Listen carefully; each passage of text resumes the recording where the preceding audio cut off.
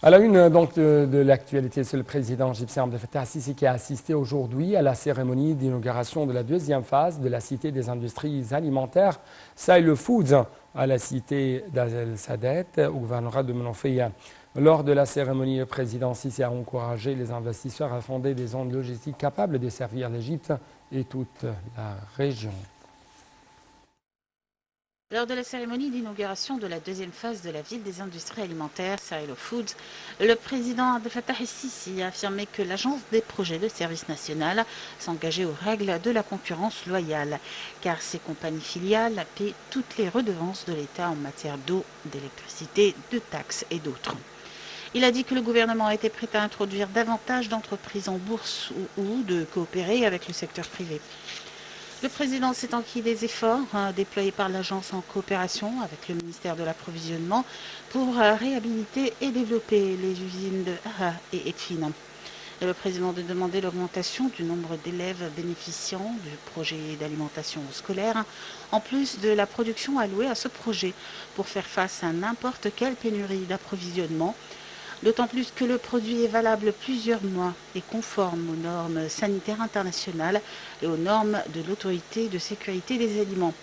Ont assisté à la cérémonie le Premier ministre Moustapha Madbouli, le commandant général des forces armées, le ministre de la Défense et la production militaire, Mohamed Zaki, un nombre de ministres et de hauts responsables de l'État.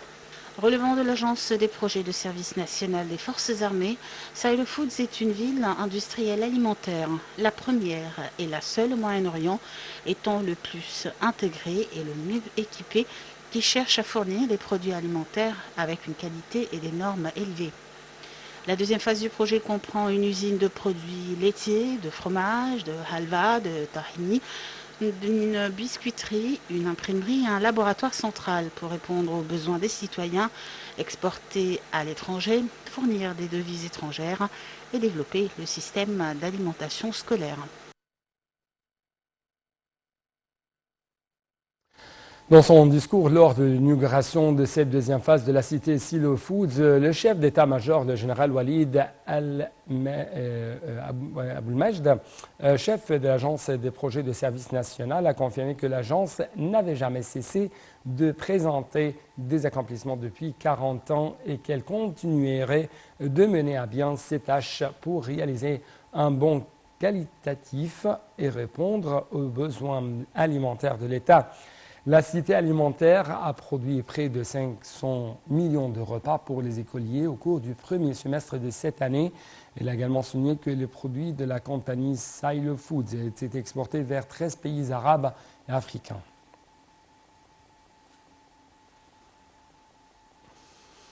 En réaction, le vice-président d'Encyclopédie Guinness Records au Moyen-Orient, Talal Omar, a annoncé que Sahel Foods a obtenu un certificat Guinness des records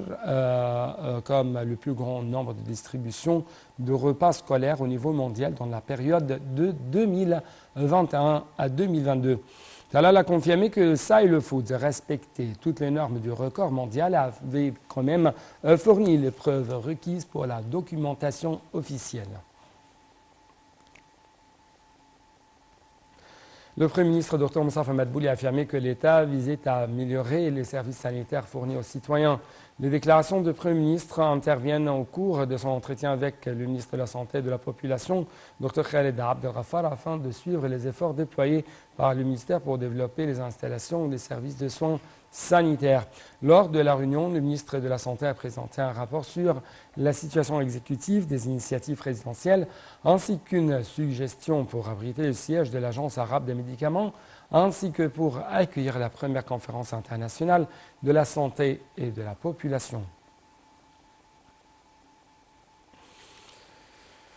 Au niveau diplomatique, le ministre égyptien des Affaires étrangères a reçu un appel téléphonique de son homologue serbe Evitesa Dacitic. L'entretien téléphonique a porté sur les relations bilatérales et les moyens de les renforcer. Les deux ministres ont discuté de la coopération entre les deux pays dans les différents domaines et les sujets d'intérêt commun. Les deux bords se sont mis d'accord de poursuivre la coordination et les visites mutuelles dans la période à venir.